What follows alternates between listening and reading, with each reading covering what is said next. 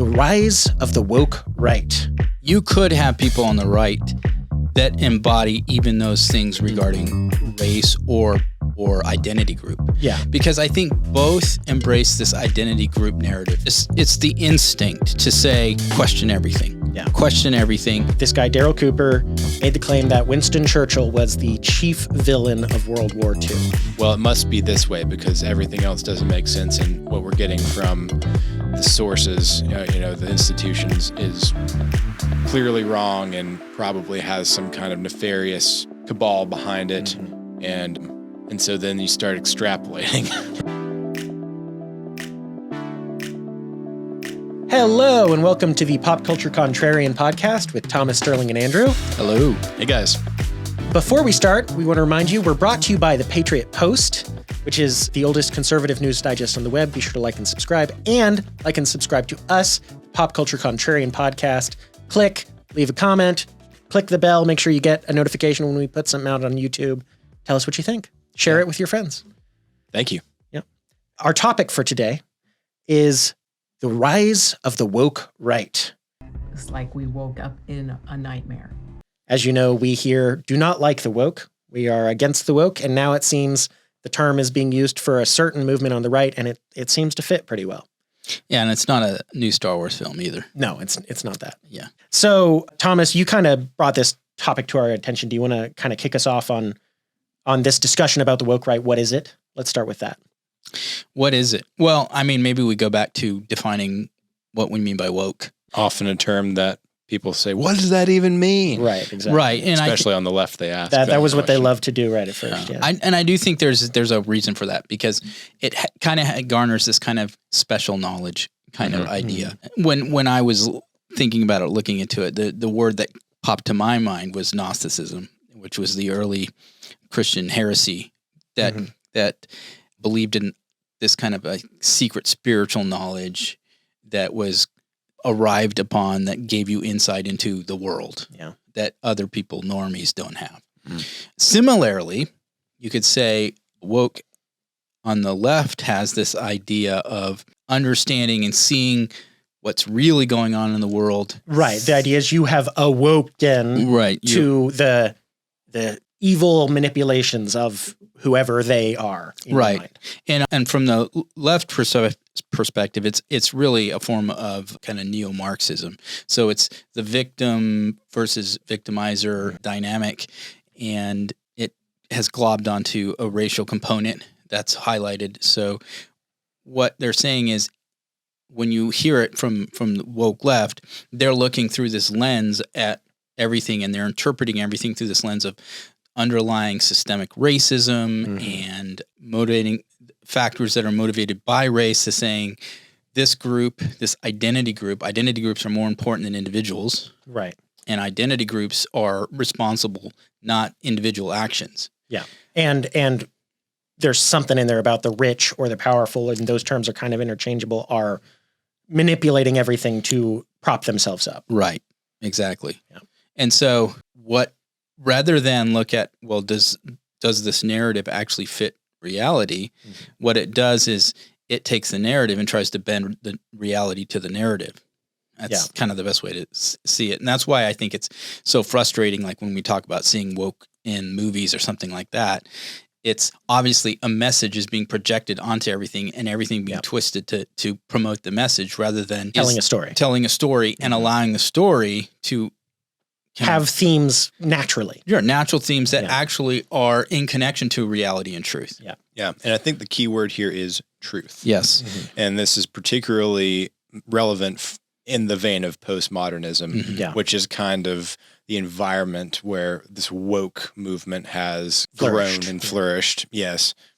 And that is the absence of truth is relativism. Right. And that's what postmodernism teaches, that there's no absolute truth. Right. And so I guess by way of that thinking, anything that you decide is reality can be reality. Yeah.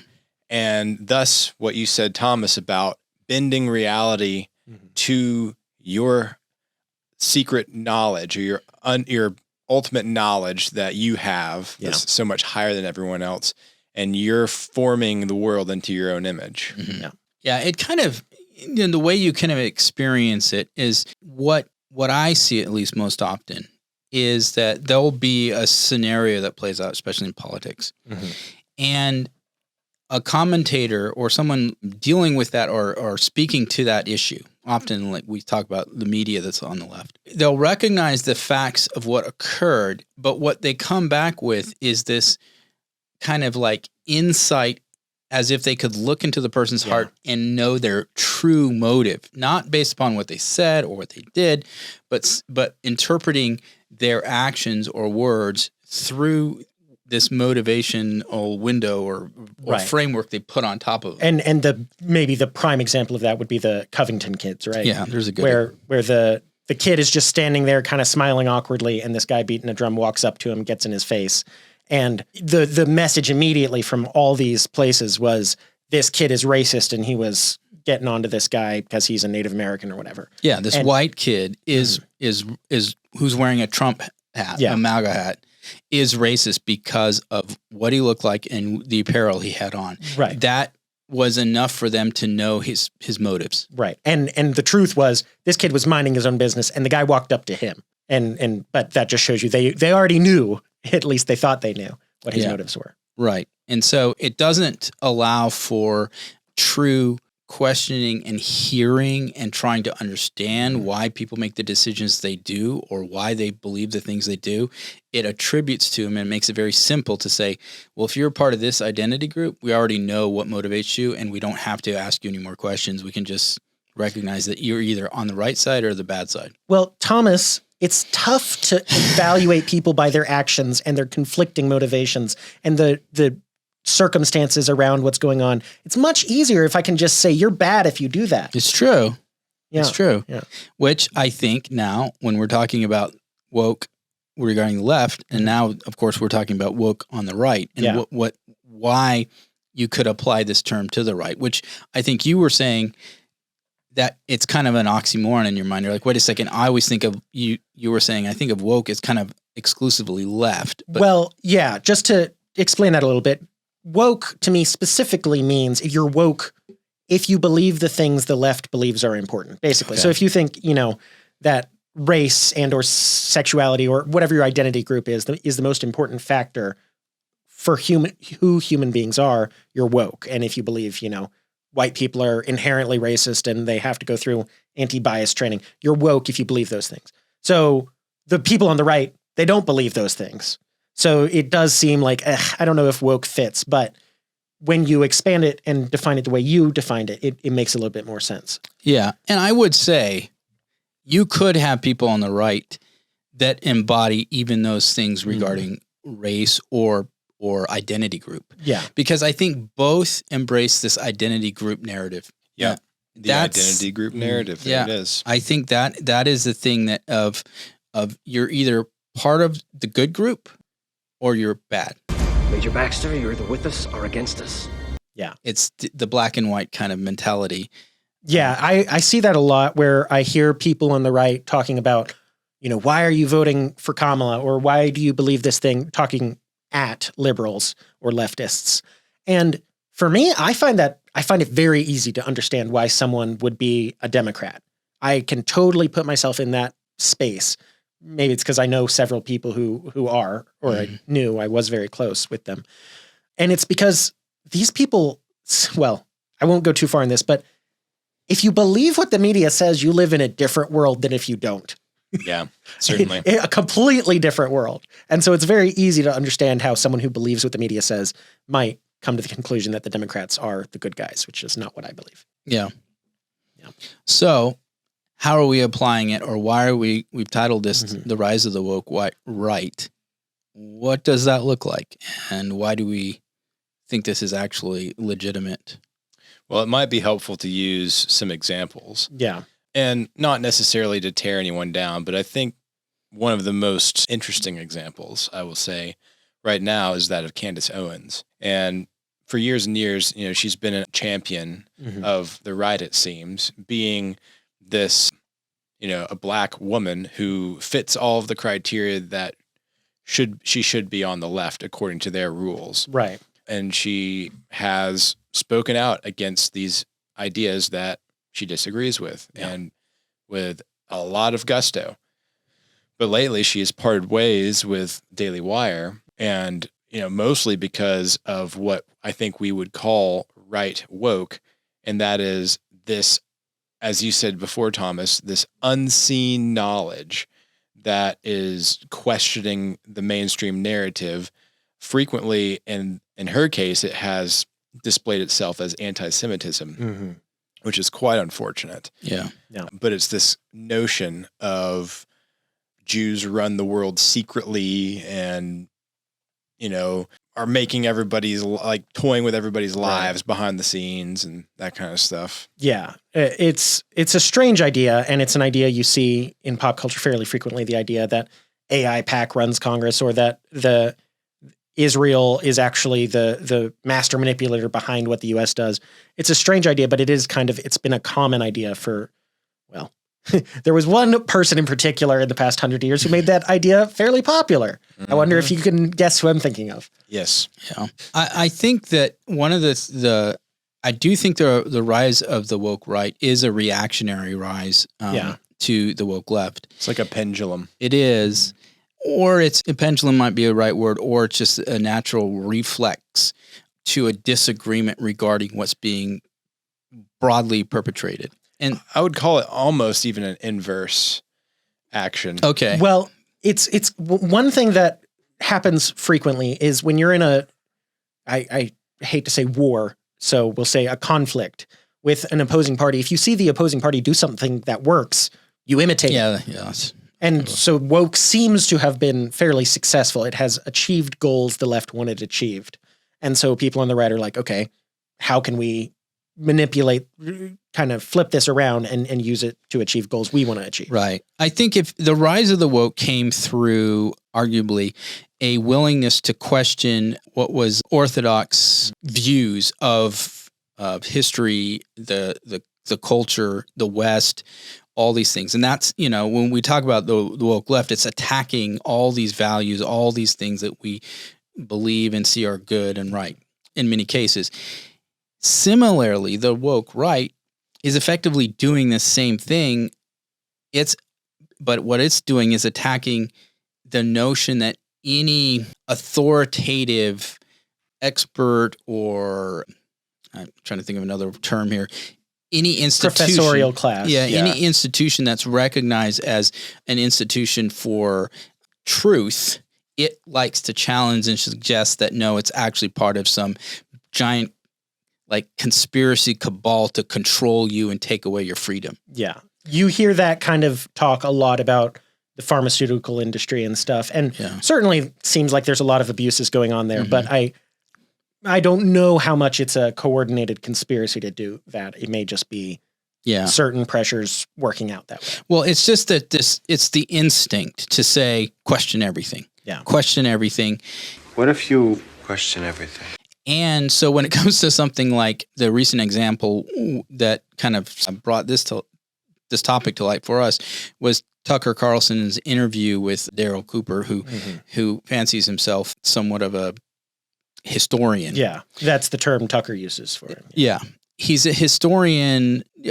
I don't even know how to describe it because he's got so many facts wrong that to continue to be considered a legitimate historian with that many facts that are wrong, just chronology wrong. Well, he seems to be presenting himself as one who's unearthing suppressed facts. Right. So and as objective. That's what he says on his Martyr Made podcast website. He runs this Martyr Made podcast where he says he does 30-hour podcasts. I haven't listened to this. I've listened to the interview with Tucker. And he certainly is a student of history. He does know an awful lot about history. But his presentation and his lack of even-handed approach to certain historical figures is suspect, to say the least. Yeah, he seems to know an awful lot that isn't history as well. And I think that's part of the air. This is where I'm saying that this is where that wokeness is coming in on the right. It's you're asserting motivations or interpretations that don't stand up to the actual historical record. So let's get a little specific here. Okay. What did he say that we took exception to? So in the interview with Tucker, the big controversy was that this guy, Daryl Cooper, made the claim that Winston Churchill was the chief villain of World War II. Yeah.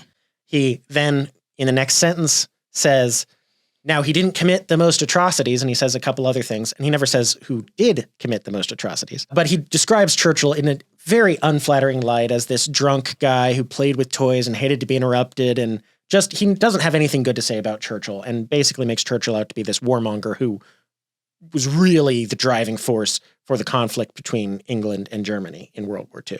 And then you listen to him talk about some of these other historical figures in the same podcast. He talks about Jim Jones, and he describes Jim Jones was the leader of Jonestown, the famous Jonestown massacre. And he describes Jones fairly favorably up until, the last couple of years where he went paranoid and killed everybody. Yeah. And he says, yeah, he did that, and he doesn't dispute that. So he's not saying Jim Jones is good. But before that, he has kind of nice things to say about Jim Jones. Churchill, nothing good to say about him. And then talking about the Nazis and Germany in World War II. Whew. He has some strange things he says. He says that after the Eastern Front was opened, where the war between Germany and the Soviet Union, suddenly the Germans just, oh no, we have so many prisoners, we've got to put them in these camps. And then, oh no, there's not enough food to feed them. So the camp commandants were writing to Berlin being like, wouldn't it be more humane to just kill all these people rather than let them starve to death? And then he talks about how Hitler wanted peace with England, and it's just like, remarkable. Okay, dude. What? Yeah. But they didn't just kill people when they didn't have enough food to kill them or to eat, to feed them. They killed people professionally for years running. Yes. No, and it was part of the directive that they do that. Right. This wasn't just a reactionary response. And I'm sorry, people are people. If you dehumanize people is the only way that you can try to convince yourself that killing them is humane. And just that, but just the term villain, the chief villain, and then to go on and try to explain, well, by that I don't mean did the most killing or something. And it's like that comes to me as this classic thing we see where you use a term that everybody understands the term. The villain is the bad guy. Mm-hmm. And then you say, but I don't really mean villain, or I don't really mean the bad guy. So you explain away by saying on the one hand, the worst villain, but I don't mean the worst guy. Well, it's kind of, it does kind of, what he does in the interview is kind of the postmodernism thing where he kind of tears a truth apart. Yeah. Mm-hmm. And the other aspect to it that we wanted to bring up is Gnosticism. Yeah, we did. And he does some of these Gnostic style conversational ploys, which is throughout the interview, he's saying things like, this is why I do 30-hour podcasts, because people are going to listen to this and they have triggers in their head and they're not going to hear what I'm actually saying. And they're going to think I'm saying something I'm not. It's like, okay, so anyone who criticizes him for this interview just misunderstood him. Exactly. Automatically. He's putting that defense out there before anyone does. Just like his approach to the villains. Oh, they're just misunderstood. Right. Yeah. And that's something you do see from the woke. And we've talked about it with Star Wars, where the woke are saying it's nice to see this new Star Wars stuff where there's not propaganda that the Jedi are good and the Sith are evil. It's like, okay, hang on now. You're redefining everything. Right. Yeah. You can have interesting conversations regarding history and trying to understand history and the decisions that were made by different individuals in history. The trouble any historian is going to have is the fact that we can't really get too deep into the mind of people. Mm-hmm. They have their diaries and their writings and their journals and stuff like that, which gives us the best insight and other people who witnessed it and experienced it. And so we can get a pretty good idea, but we don't, as scripture says, only God knows, knows the heart of man. Mm-hmm. There's only, you can't drill too far down in with certainty as to all the reasons why someone made the decisions that they made. Right. But what you have to do in a lot of ways is take them at their word and compare it to their actions and compare it to the people who lived with them. And that's how you have to do it. And fortunately, since World War II, since the 20th century, history's been well recorded in the West. Yeah. This isn't some figure like Genghis Khan, where we know generally what he did, but we don't necessarily have tons and tons of documentation from his hand personally. Right. No, we have video recordings of Hitler giving speeches. Yeah. And so it's interesting to say, okay, we're going to go and paint, because that's what he's doing. I feel like he's an artist who's decided he wants to paint a different type of picture with familiar images, but he's going to turn it on his head. And so he comes in and says, you know what would be interesting? What would be interesting is to take one who's considered the biggest hero of the war and make him the biggest villain. Right. There's a quote, Sterling, that I think might be worth recalling at this moment that we were discussing before recording. You want to read that? Yeah. So this quote comes from Hannah Arendt. I don't know how you pronounce that last name, who is a German-American historian and philosopher. And it's a fantastic quote. The constant lying is not aimed at making the people believe a lie, but at ensuring that no one believes anything anymore. A people who can no longer distinguish between truth and lies cannot distinguish between right and wrong. Right. Yeah, I think that's what you're getting at, Thomas, with breaking these things down. Right. The rest of her quote, actually, she's got a little bit more, focuses on the reason you do that is then you can easily control people. Yes. If you don't know right what's true and what's a lie, then how are you going to know which direction you should go? And unfortunately, this from the woke on both sides, but primarily the left, because it's much stronger on the left than on the right now, has been quite effective. Yeah. And so what I've been hearing from people on the right is statements like, well, CNN said it, so I know it's not true. And you don't know that, actually. Sometimes CNN says something that's true. You know, even a broken clock is right twice a day. And you have to do the difficult thing, like we were saying earlier. You have to actually evaluate the statement. You have to look at the conflicting motives. What's the context? What's the, truth? And you have to, look at your sources and who you believe and why you believe them. And you have to trust some people sometimes. Right. It's hard because so many of our institutions have shown themselves to be very biased. Yes. And that bias then causes a lack of trust in their assessment of the situation or reality or the news. And it's kind of like when COVID hit and some of our institutions, government institutions like the CDC, clearly was putting out politically motivated information rather than just scientifically verified information that they understood. We like some of the lies we know they were telling us was 6 feet of distancing helps prevent the spread of COVID. The regular old cloth masks help prevent the spread of COVID. That was not, we know for a fact that was not true. They've said as much. Right. Right. And so an institution that people would have trusted to just share what it understood the situation, the truth to be, irregardless of any political concerns, was clearly an institution that was being used by politicians to manipulate the population rather than inform the population. Yeah. And when people are feeling like they're being manipulated by an institution that that's supposed to be giving them truth, then they can become very resistant to it. And it's understandable that if, I can see why people develop this tendency to say, well, the CDC said this. Well, then that's not true. Right. When the fact of the matter is the vast majority of what the CDC does actually put out there is probably accurate. Right. If you threw out everything the CDC tells you is true, you're going to get sick really fast. Yeah. Yeah. Don't wash your hands. Right. So, and then I guess the news media is the other big one where we've just lost trust in them. And I would say I can understand, especially with the news media, because what used to be a clear line between news and news commentary or commentary on the news has been so blurred that it's hard to tell the difference anymore. Right. We're recording this September 12th.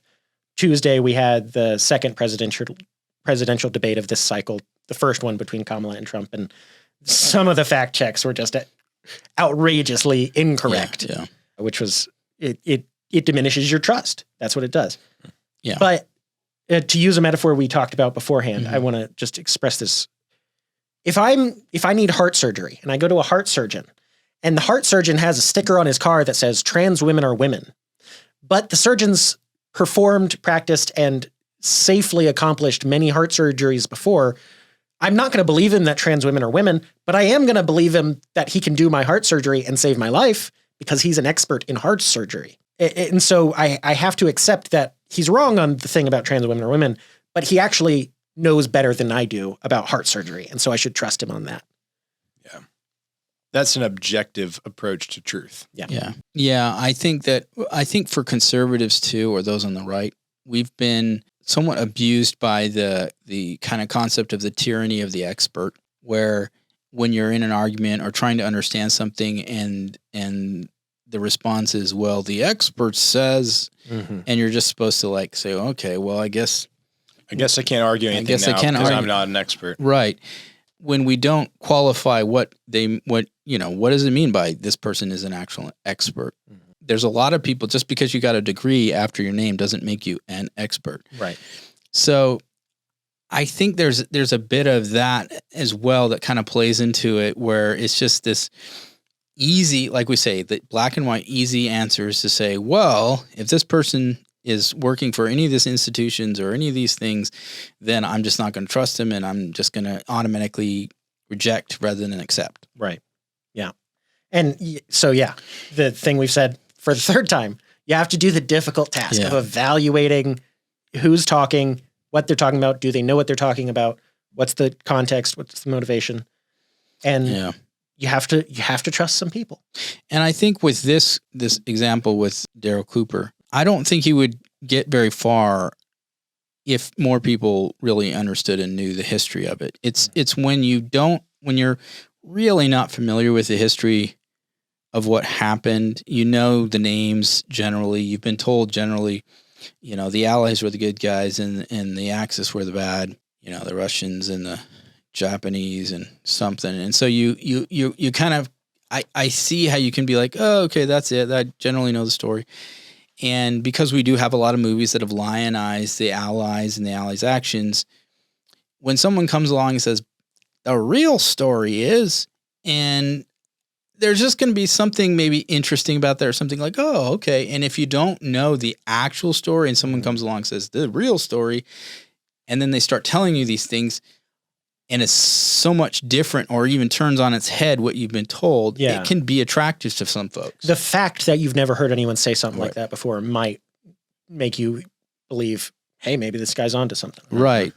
And so if you actually know the history, that's when someone comes along like this and says, I'll tell you the real story, and then they start spewing stuff, and the facts that they're actually not even chronologically accurate with dates and when events happen, you can quickly start to say, wait a second, this guy, he doesn't know what he's talking about. Right. And for me, I listened to this Daryl Cooper guy, and I was protected against his version of World War II because my grandfather was an actual World War II vet who was at the Bulge, and he arrived the day after the fire at the barn at Gardelegen, where they stuffed as many people into a barn as they could and set fire to it, and spoke with concentration camp survivors. And so he spoke to me and told me what he saw with his own eyes. And so I know the chief villain. Yeah.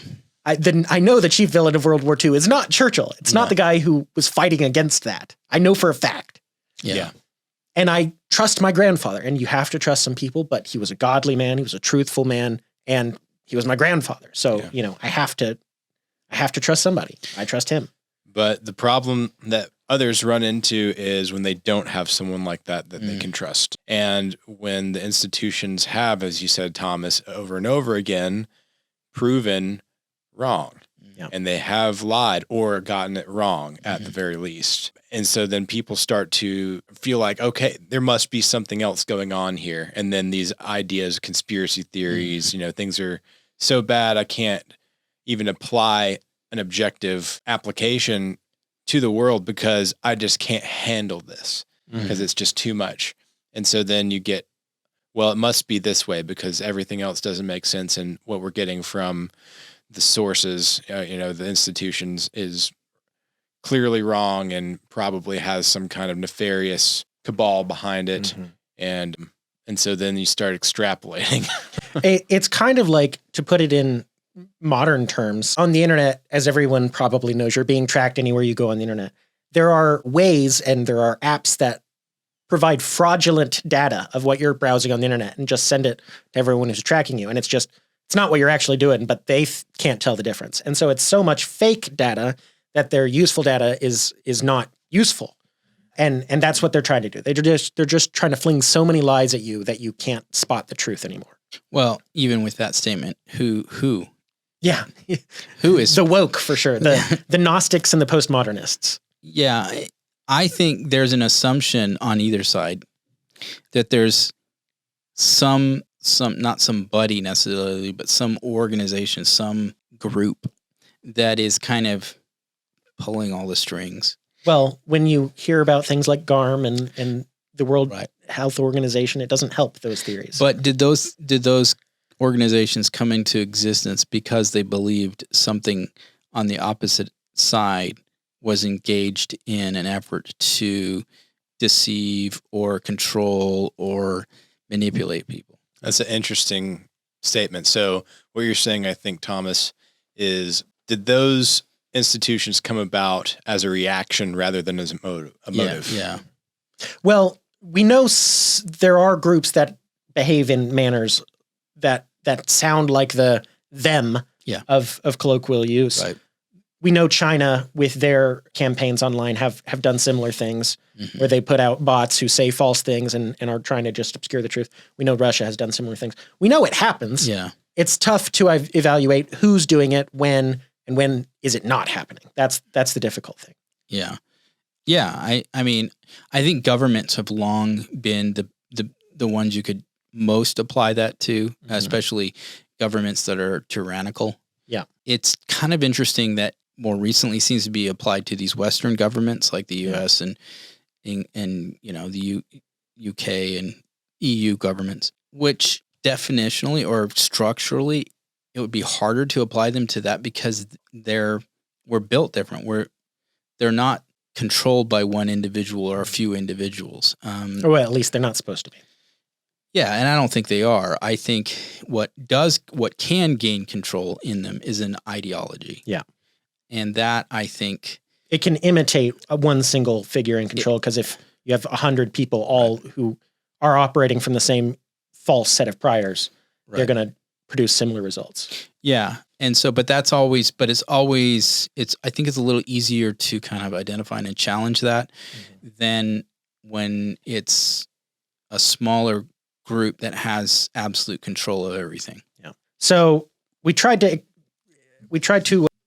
define what woke on the right is, which is this kind of tearing down of what you already know, and this kind of I can't. I think it's a reactionary to the woke left. Number one, it does the same thing as the woke left in that it has a narrative that it imposes, a motivation narrative that it automatically imposes on the other side. Yeah. It does have an identitarian element to it. It's not the same. I think that it usually appears more as cultural rather than color of skin. Right. And in the elites, that's the best way, I think, right now, how they've kind of couched the villain as, or the oppressor, is this kind of vague, the elites. Yeah. Whether it's institutions or individuals or governments, that's where it's seemingly is like, those are the bad folks. Those are the ones trying to control you. Those are the ones we need to be wary of. And they're the ones who've been educating everyone. That's why our schools are so terrible. And they're the ones that have, shut everything down when COVID. And they're the one, whatever the excuse may be, they're the ones that run all the media. And then, of course, they do throw in, and this is something I still have never really understood, but the Jews. They got to throw the Jews somehow as the great controller of all this, which I just have never been able to understand that instinct. But that instinct is at least 1,000 years old. It's probably several thousand years old. Yeah. So they like to, a cabal of Zionists, controlling the finances of the rest of the world. It's, the Rothschilds and it's all this kind of conspiracy theory stuff that for whatever reason, it seems to be giving people an answer to questions they don't quite understand. And it seems like it simplifies it. And they're like, oh, I see. And so then they think they have found knowledge when Yeah. really they've only found confusion. Yeah. Yeah. It's a good way to put it. Yeah. So we've tried to define it. We've tried to explain it, giving you some examples of what it looks like, specifically this Daryl Cooper episode, which I was just very unimpressed by. I don't have a strong opinion on Tucker. I don't dislike him. I think this conversation may have been a mistake, but I don't think it was a mistake. I think how he handled it was a mistake. right. Yeah. Having someone controversial on your show is fine. Right. We're not against platforming these people, but we are against being overly complimentary of people who seem to be Nazi apologists. Yeah. That's just Yeah. what it looked like. I think that the challenge is this guy probably has some, and I think you've said it yourself. He does have a lot of historical knowledge on a lot of things. It's not even necessarily some of the facts. It's how you paint the narrative, how you paint the story for what you're doing. What any historian is trying to do is answer the why question. Okay, this is what happened, but then everybody wants to know, well, why did it happen? Yeah. And he's trying to give you an answer that goes against what I would argue is the actual historical record. And the historical record indicates the why is the Nazis. The Nazis are the why it happened, and he's saying it's not the Nazis at all. Yeah. And okay, so we've defined it, we've explained it. What do we do about it? I've said it a few times, but why don't y'all say it in your words? I think you have the answer. It's a really easy one. Yeah. Well, it is pretty easy. It is principled living framed by truth. Yeah. That's it. Yeah. Yeah. And truth does exist. There is a meta narrative. There is, I think There is a God who created everything. Right. And it helps a lot to understand the world Yes. if you believe that. You have to frame and observe the world through an objective lens. And we're all guilty of our biases, of course. we're all fallible. Of course. But to the best of our ability, we need to recognize that you can't paint everything with the same brush. Right. And that at the end of the day, truth can be absent from labels, because truth is its own thing. Labels are something that we try to use to understand something. They're not always true. Right. Yeah, truth isn't contained by labels. I think labels are only so good insofar as they're a shorthand to certain broader truths, but you have to be careful that you don't allow it to become the definer of truth. I think a good way to tell if you're falling into this is if you get to a point on a complex issue where you're throwing out nuance and saying, nah, it's just this. You're falling into this because there's always room for nuance. Nuance is always a factor on what people are saying and what the truth is. There's that, but there's also don't make the exception the rule. And I think that's another thing that can come in. For example, let's just go back to Cooper with Churchill. Churchill did have some warts. Oh, yeah. Personal warts. I mean, he was a drunk. Right. Yes. And so you can point to those. That doesn't then therefore justify wholly redefining him and his character because he made poor decisions here or there, or he had some character flaws. That's the temptation, or that's the way that I've seen it used is suddenly because they can find the exception, it blows up the rule regarding him. And you have to be wary of that instinct as well. Yeah. Humans are complicated beings. As Christians, we believe that if you're saved, if you're born again, you are literally the new man fighting against the old man. So you are in conflict with yourself. So you're not going to make sense from the outside. So maybe this is a simple way to define what we're talking about, what we're calling woke here. Is woke says, when you're asked, who is George Washington? Woke says, a slave owner. When you're asked, who is Churchill? Woke says, a warmonger. When you're asked, who is Hitler? Woke answers, peaceful man who was driven to war. And when woke is asked, who is King David? They answer, adulterer. And it's like, okay, some of those things are mostly true, but that's not who those people are. There was so much more to them. Right. I don't know if that even your basic definition for Hitler works. No, it doesn't. You could say that one doesn't work, but that's how it was framed. Well, you could frame it like this: defender of Germany. There you go. Yeah. And none of those answers work, even though they're all somewhat technically true. Yeah, none of those answers work. They're inaccurate. They have factual basis, but it doesn't mean that they're actually historically accurate. Right. Yeah. All right. I think that's a good place to end. Yeah. Any final thoughts, real quick? My only final thought would be keep the dialogue open, talk to people. Don't, when you stop talking and start assuming, then you make mistakes and people get hurt. Yep. Yeah. And it's not a black and white issue. And so it is kind of confusing. Like even we struggling to give a good, simple definition is difficult because it manifests itself in different ways. So I think like you're saying, you need to be willing to hear people and try your best to really take them at their word. The one, when someone tells you the reason I did this or why I wanted to do this, or even ask them, why did you do that? So that's how, especially when we have this two sides in this divisive era that we're in, where one side can't seem to hear the other. And the reason they can't seem to hear them is they're putting motivation already onto the other person before even allowing the person to explain why they think this or why they have this political view on this. We haven't tried to ascribe to Daryl Cooper a reason why he said the things he said. We've discussed what he said and why he's wrong. But we haven't said he said these things because we don't know that. That's beyond what we can know.